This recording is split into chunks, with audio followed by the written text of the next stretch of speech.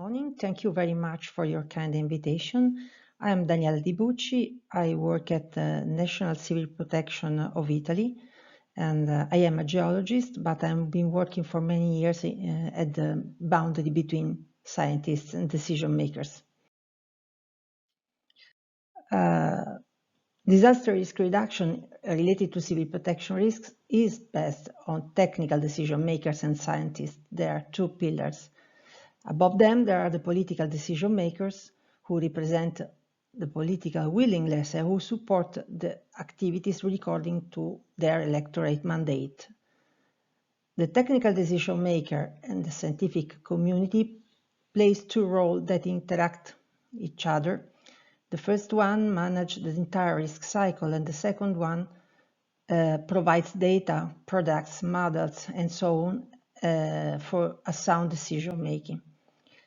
The role is reciprocally acknowledged, as well as the importance of both the pillars, but how to implement the interplay between them is quite a difficult task. There are many examples of relationship between science and decision making all over the world. In many countries, we have committees and expert groups who are appointed by the national civil protection authorities. In other cases, we have advisory council, advisory committees, national academies, and chief scientific advisors. In some cases, a role is played also by the national platforms for disaster risk reduction related to the Sendai framework for disaster risk reduction. In some cases, there are formal agreements for cooperation. In other cases, there are relationships that are openly acknowledged. You can have collaboration behind the writing of governmental documents and also support for the training activities.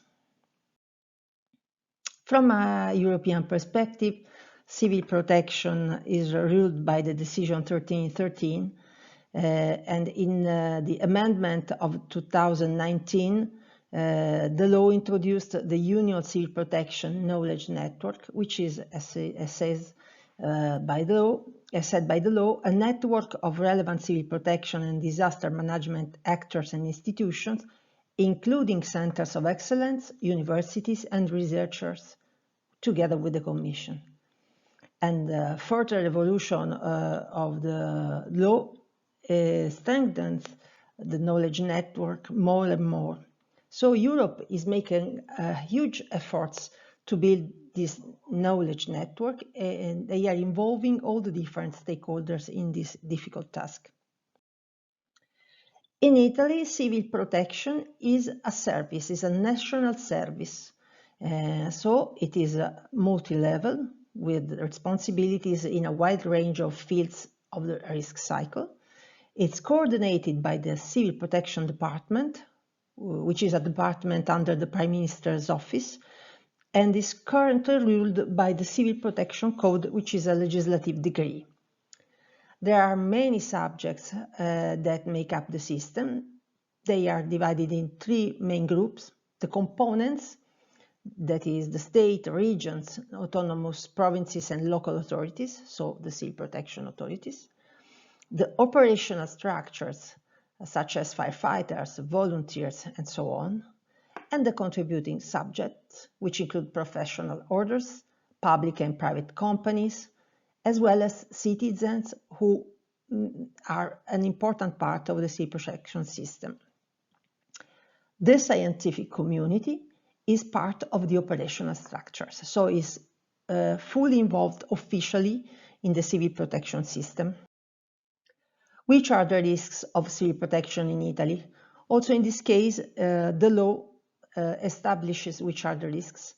There are some risks for which the Italian civil protection system takes action directly: seismic, volcanic, tsunami risk, hydraulic, hydrogeological, adverse weather phenomena, water deficit, and forest fires. But there are also other risks that are usually managed by other bodies who are responsible for them, in which civil protection can also be involved in case of emergency, for instance. These risks are such as chemical, nuclear, radiological, technological, and so on. You can see the list on the screen. The relationship between science and civil protection in Italy. This relation starts with a collaboration which dates back to 1976, in the aftermath of the Friuli earthquake. The first formal relationship in the law is related to Law 225 in 1992, and the current Civil Protection Code includes several articles that are dedicated to the scientific community. This represents the recognition of the important role that the scientific community plays in our activities, and also it shows the need to better regulate this role because there are questions or responsibilities that are increasingly emerging and at different levels, international, national, and so on. The role that is played by the law is not only formal because it really concretely shapes the collaboration between scientists and civil protection decision makers. Which are the activities that are carried out by the scientific community in the national civil protection system? First of all, there are routine and operational activities such as monitoring and surveillance of the events, management of monitoring network, databases, and also they have a role during the emergencies. There are also experimental activities that are preparatory to the other already described, and there are also activities related to targeted research. Of course, the evolution of these activities is from C to B and then to A, and all of them contribute to the fourth activity, which is the collaboration in the preparation of technical regulations. The scientific community is represented by our competence centers, who are entities that provide services, information, data, processing, and scientific contribution in different specific needs. Competence centers are recognized and defined also by the current Civil Protection Code. They are research bodies and institutes, consortia, and university structures that own and make available knowledge and provide products resulting from research and innovation activities, which can be integrated in civil protection activities. This is a main point.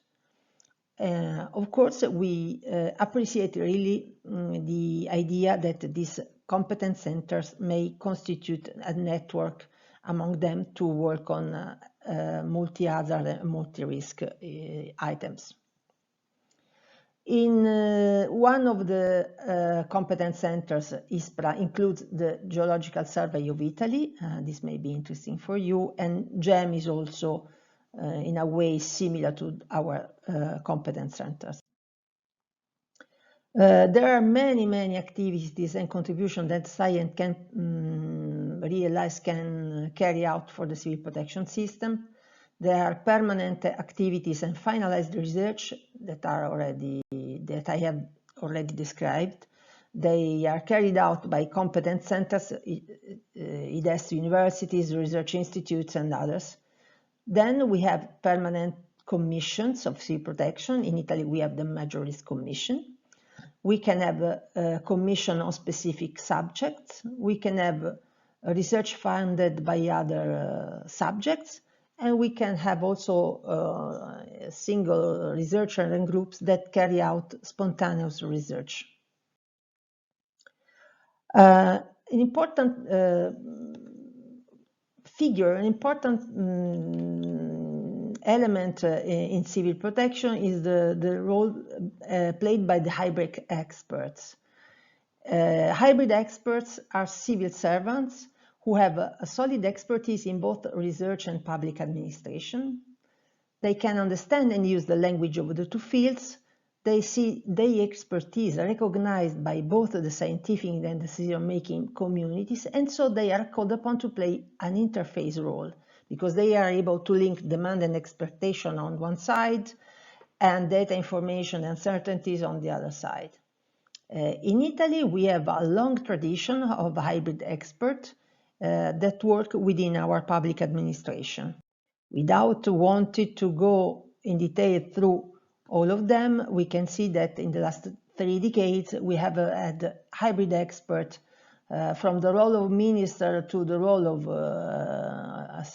officer, simple officer at the governmental level within the major risk commissions, in technical and scientific committees, and at international level.